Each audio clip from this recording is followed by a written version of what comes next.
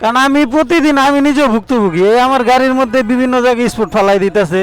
এই অটোর যন্ত্রণায় বাইকাররা একেবারেই ত্যক্ত। তো বাইকারদের জন্য একটা গুড নিউজ, এই অটো আর মেইন রোডে আমাদের যন্ত্রণা করতে পারবে না। অলরেডি উপর থেকে পারমিশন চলে আসছে। क्या सोच है रे तेरी। সার্জেন্ট বাইকে বসা, আর চারোপাশে ওনারে মানে মৌমাছির মতো একদম ঘেরাও করে মানে ধরছে। ওই যেটা গায়ে চাপ দিয়া চালাইতেছে ওটা দুর্ঘটনা ঘটে না।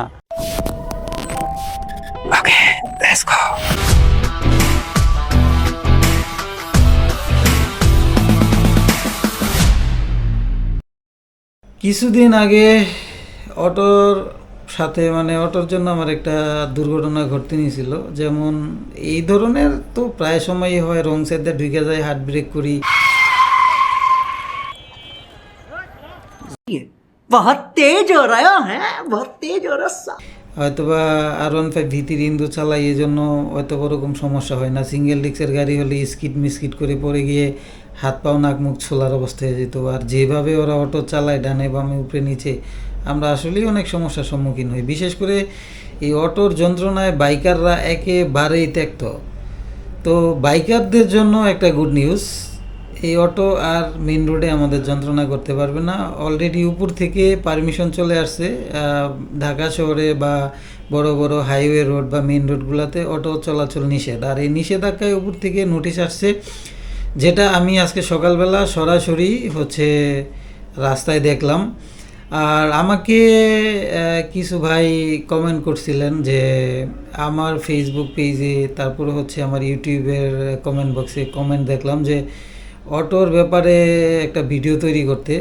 মানে ওনারা এরকমভাবে বলছেন যে আমরা মিডিয়া, এখন আমরা কথা না বললে কথা কারা বলবে। তো এই যে ভাই কমেন্ট করছিল, দেখুন ওনার কমেন্টটা।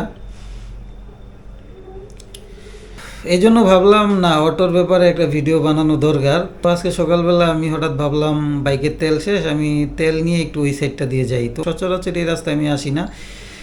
এই রাস্তায় আমি তেল নিয়ে ঢোকার পরে কিছু দূর আগানোর পরে হঠাৎ করে দেখলাম যে অনেকগুলা লোক একসাথে জড়ো হয়ে আছে। একটা সার্জেন্টের বাইক, সার্জেন্ট বাইকে বসা, আর চারোপাশে ওনারে মানে মৌমাছির মতো একদম ঘেরাও করে ধরছে। কি হয়েছে এখানে? অ্যাক্সিডেন্ট হয়েছে মেবি। ভাই কি হয়েছে? কি হয়েছে এখানে? না, এদিক দিয়া ভিতরের রাস্তায় মানা যায়, কিন্তু উপরের রাস্তাগুলোতে যে অবস্থা করে, এই যে দেখেন, এই যে আমার গাড়িটায়, এই যে এটা উঠে গেছে, অটো পাতাইলে ঢুকাই দিছে, হাত ব্রেক করছি ওরে বাঁচানোর লেগে, পিছনের ডামারে ধাক্কাটা ফালাই দিছে। তাই কি করবো? মানে এখানে কি সবাই ওই যে অটোর ব্যাপারে একত্রিত হয়েছেন? ও আচ্ছা, আসসালামু আলাইকুম স্যার। মানে এই যে অটোর এটা কি নতুন আইন পাস হয়েছে? আমার কাছে মনে হয় ওই মেন রোডগুলো দেখলে, এলাকার রোডগুলো ছাড় দিয়ে দিলেই হয়। কারণ হ্যাঁ, কারণ আমি প্রতিদিন আমি নিজেও ভুক্তভোগী। এই আমার গাড়ির মধ্যে বিভিন্ন জায়গায় স্পট ফালাই দিতেছে। ওই যেটা গায়ে চাপ দিয়া চালাইতেছে ওটা দুর্ঘটনা ঘটে না, কিন্তু অটোয় প্রচুর পরিমাণ দুর্ঘটনা ঘটাইতেছে। আমার এই গাড়িটাই ওই দিন আমার ৬,০০০ টাকা নাই, মানে রং সাইডে ঢুকাই দিছে ওরে, আমি আটকানের লেগে ব্রেক করছি, পিছনেরটা আমার ধাক্কা মেরে ফালাই দিছে, আমার হ্যান্ডেল ব্যাক হয়ে গেছে, আমি লেদে নিছি, আমার ৬,০০০ শেষ। তো এই যে আপনার ভুলে জরিমানা আমি দিলাম, তারপরে এই যে আমার গাড়ির মধ্যে স্পট পড়াইলো। এখন বিষয়টা হয়েছে মেন রোডগুলোতে আসলে অটো যায় না, কিন্তু এই রাস্তা এগুলো ঠিক আছে। আর এখন গভর্নমেন্ট একটা আইন করলে এটা মানতেই হবে, কিছু করার নাই। এখন আপনারা যত শোনেন, আমি বলি, আপনারা যতটুকু সম্ভব ওনাদের সাথে একটু বুঝের মাধ্যমে বলার চেষ্টা করেন যে আমাদের অন্ততপক্ষে আমরা ওই মেন রোডের দিকে না গেলাম, এদিক তো এলাকা, বা এখন এলাকার মানুষ বাজার করে এটা ওইটা নিয়ে কিন্তু তাদের বাড়ি ঘরে যাইতে অটো দরকার আছে। হ্যাঁ হ্যাঁ,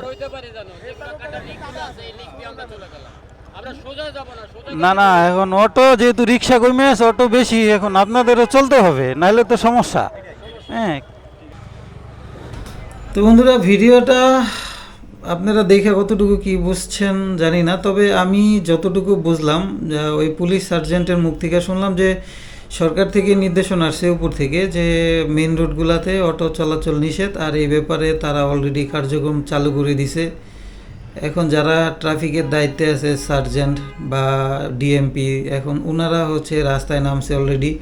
অটোগুলা হচ্ছে মেন রোডে চলাচল নিষেধ, যদি মেন রোডে নামে তাহলে ট্রাফিক বিভাগ যে কোনো সময় যে কোনো পদক্ষেপ গ্রহণ করতে পারবে, এটাই হচ্ছে আমি বুঝতে পারলাম। বা ওইখানে যে ট্রাফিক সদস্য যিনি ছিল সার্জেন্ট, ওই স্যার আমাকে ওইটাই বলল।